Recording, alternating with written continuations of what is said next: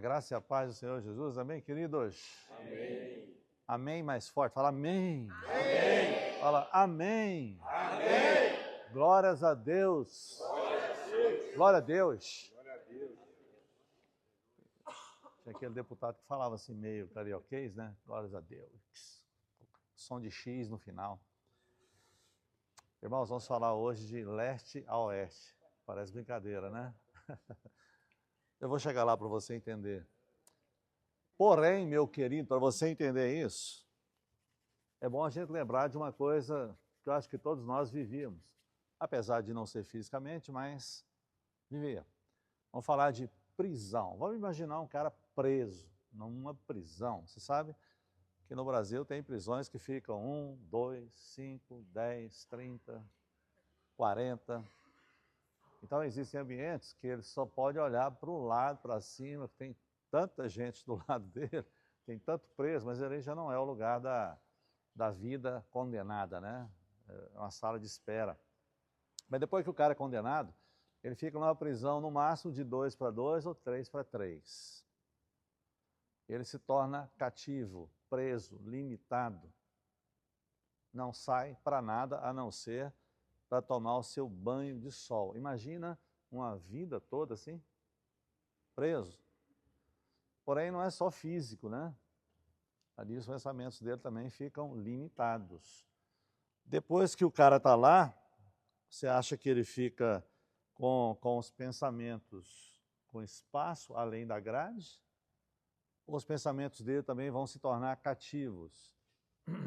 Onde ele só vai enxergar aquele ambiente, um pouco de parede, um pouco de grade. E aí todo dia, aquele mesmo pensamento, até que em um determinado momento, provavelmente ele nem vai pensar mais. Porque tudo, irmãos, é de acordo com o uso, né? De acordo com a lei de Darwin, se vocês se lembram, parece que tudo se adequa ao ambiente, né? Então, por exemplo, se você tem uma mão que você não usa, parece que vai tendo uma atrofia. Assim, é com a perna, com o pé, com tudo. Se você limita seus movimentos, você também vai ficando limitado. Parece que você vai encolhendo, vai virando um negócio estranho. E você acha que a mente lá vai acontecer o que com ela? Além de cativa, ela vai ficar limitada àquele ambiente e provavelmente a pessoa vai viver não só naquele estado de inércia, mas de morte. Uma vida morta, que não serve para nada. Eu acho que a pessoa, antes de cometer qualquer atrocidade, ele tem que lembrar o seguinte: ué, se eu cometer isso aqui, eu vou para aquele lugar. Ninguém pensa nisso, né? Ele só vai pensar depois que ele é preso. E depois que está preso, vai acabar com o pensamento dele, porque ele vai ficar limitado, vai ficar cativo, sem liberdade. A partir daquele momento ali, de vez em quando, nessas cadeias, chegam lá pastores. E aí essas pessoas vão para o lugar de onde ele vai pregar. De repente ele começa a pregar a graça de Deus. O cara nunca ouviu isso. Quando ele estava aqui fora, tentavam pregar a graça para ele desdenhava, não queria ouvir, saía de perto, porque a crise dele é com a igreja. Não são não é com o evangelho ou com Jesus. As pessoas não gostam de pastor, não gostam de membros de igreja, porque determinados segmentos religiosos pregam outra coisa. Pregam além do que está escrito. Parece que quer ver a pessoa tipo, olha, se você não me ouvir aqui e não aceitar Jesus, você vai para o inferno. Quem que gosta de ouvir um negócio desse? A gente precisa aprender a atrair as pessoas, que nem Jesus fez com aquela mulher de Samaria. Ele bateu um papo com ela num horário impróprio, hora que não tinha ninguém no poço, você estava lá, debaixo daquele sol castigante, ele pediu água. Era como sendo tu judeu, pede água para mim, que sou samaritana. Ele, se você soubesse que a gente pede água, eu te daria. Oh, fixou a mente dela, fixou o olhar dela, olha a ilustração. Mas como? Como é que você vai tirar água? Como é que você não tem nem água? Como é que você vai dar para mim? Ele continuou a conversa. Então tem que ter uma didática, tem que ter uma ilustração, tem que ter um chamariz, não é verdade? Porém, esse sujeito não quis ouvir e foi parar lá. Agora chegou o pastor falando exatamente da graça, que no mesmo dia libertou aqueles pensamentos que estavam cativos. Alguém vai falar uau nesse lugar aqui? Então, a graça, primeira coisa que ela faz, quebra ali qualquer corrente, qualquer limite. Agora o espaço já não é mais 2x2, 3x3. O cara vai lá para Bombaim, na Índia, sei lá. Bangladesh, aquele país. Ou vai aqui para o estado do Acre, acredito, não, só o Acre. Onde ele quiser, a mente dele agora tem espaço. Porque não tem mais amarras, não tem correntes, não tem grades. A graça, então, trouxe uma liberdade, porque, consequentemente, ele estava ali com outros pensamentos além dos limites. Acusação, condenação. Tipo, eu estou aqui porque eu estou condenado, e é fato. É ou não é? Ele não está lá porque ele não foi condenado. Além de ser condenado fisicamente, espiritualmente, provavelmente ele lembra de algumas atrocidades cometidas. Ele fala, eu continuei nesse perfil até cometer o ato físico, e isso me trouxe para cá. Agora, o pastor bem incisivo e enfático na liberdade que Jesus trouxe, esse sujeito se sentiu mais livre do que muitos de nós aqui. Porque, irmãos, se tem uma coisa que é boa, é quando você não tem como fazer mais nada, só ouvir o que estão dizendo. Oh, já imaginou eu como pastor estou falando, e você pega aquilo que eu estou falando como alguém que está com fome, como alguém que pede aquele bife Angus com batata no chimichurri. Agora você pega aquela faca, põe o guardanapo e começa a cortar, e começa a praticar aquelas 16 mastigações para diminuir a saciedade. Hein, Paulo? Põe a mão no joelho e só mastiga, mastiga. Qual pastor que não gosta disso? Então, eu estou pregando aqui, estou vendo todo mundo comendo na mesa. Nem no celular, olha. A pessoa faz uma gracinha do lado e vamos focar no pastor, vamos focar na palavra. Não converse comigo. E de longe você vê. De longe você vê. Esses rum é ruim que sai na gravação aqui, mas quem está ouvindo a gravação, me perdoe. É assim mesmo. Hoje, irmãos, fala a verdade. Quem aqui não se sente livre? Você se sente totalmente livre. Você quer ver uma coisa?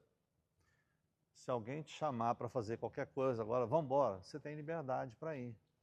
Você não está cativo em nenhum pensamento, você não está amarrado, porque você não fica amarrado só na cadeira, você fica amarrado nos pensamentos, até que você levanta da cadeira. Parece o anteontem, né? O retardado. Demora a levantar da cadeira.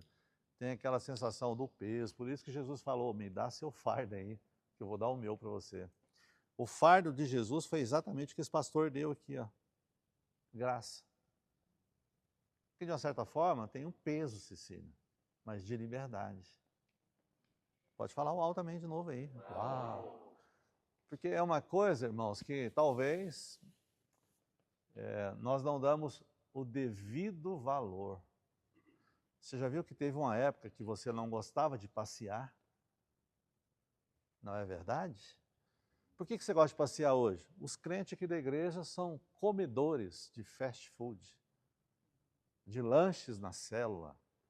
Então, a liberdade do Espírito os leva a querer partilhar isso com todos, comendo. E a partir daí agora, você virou o viajandão. Quer ir para a praia, quer ir para Londres, quer ir para Cochabamba, ali na Bolívia, mas vai, pertinho de Cochabamba. Brincadeira, não tem essa cidade. De repente, com aquela fé liberada, o saco de dinheiro cai na sua cabeça. Como é que se explica isso? Não tem explicação. É só para quem crê.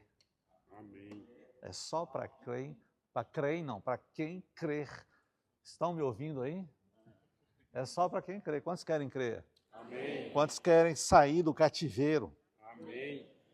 Quem quer deixar de se tornar cativo nas prisões mentais, emocionais, nas prisões da sua vontade? Só tem um jeito.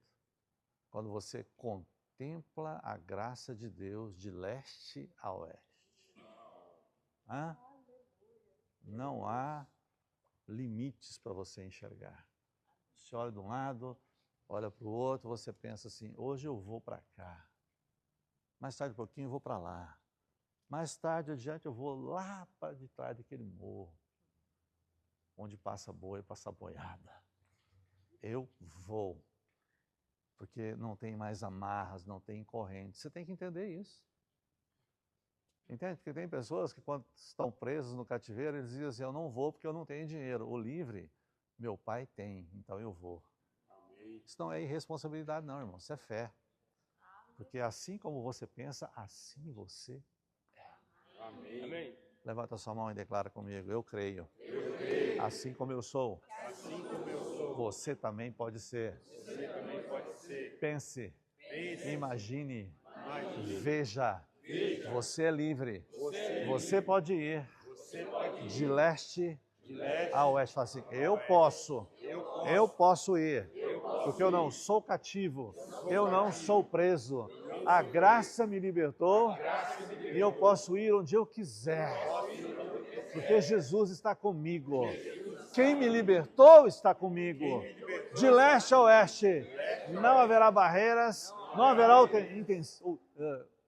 empecilhos que possam me impedir de avançar em toda a liberdade que a graça de Deus proporcionou para mim. Em nome de Jesus, aleluia. Bora tomar ceia. Perceba uma coisa aqui. Na verdade, eu vou fazer uma ilustração aqui que provavelmente você vai achar que é meio fora da barraca, né? Mas não é. Então, tinha um preso como esse que a gente estava fazendo menção aqui, e ele tinha um desejo de liberdade. Então, ele sonhou em voz alta, eu acho que até falou para o carcereiro, para que uma carta dele de pedido de liberdade chegasse no governador. Nos Estados Unidos, quem determina se você vai ser preso, prisão perpétua ou até pena de morte, é o governador. E ele tem um poder para liberar também. A carta chegou e o governador foi então até a cadeia. Só que ele chegou lá vestido de pastor. E estava com a carta dentro da Bíblia. Quando ele chegou, esse sujeito que estava encarcerado já desdenhou. E ele tentando falar com o presidiário começou a xingá-lo, a desferir xingatórios. Pastor ladrão, quer saber de pregação, aquela coisa chata, asquerosa, não de quem está preso, mas de quem nunca quis ouvir, por isso que está lá. E o pastor governador insistiu, até que não quis mais e foi embora. O carcereiro chega nele e falou assim, você é doido? Por que eu sou doido? Porque aquele lá não era um pastor. Ele era o governador, estava com a sua carta de liberdade. Assim como você pediu. Porém, na hora da execução, você sabe que toda pessoa que vai ser executada tem um tempo para falar, né?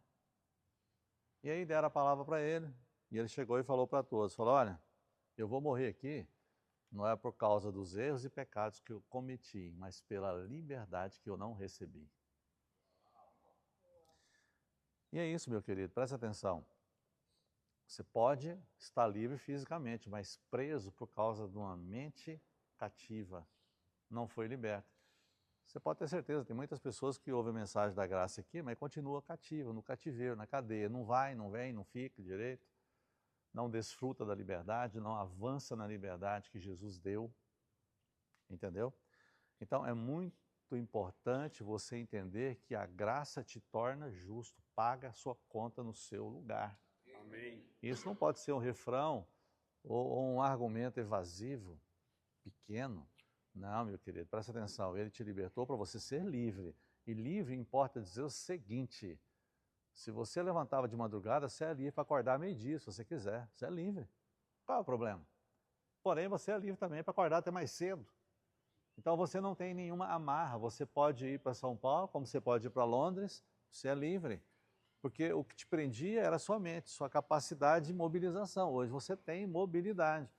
Por isso que a gente tem que continuar ouvindo a mensagem para você entender que há uma liberdade além daquilo que você possa enxergar.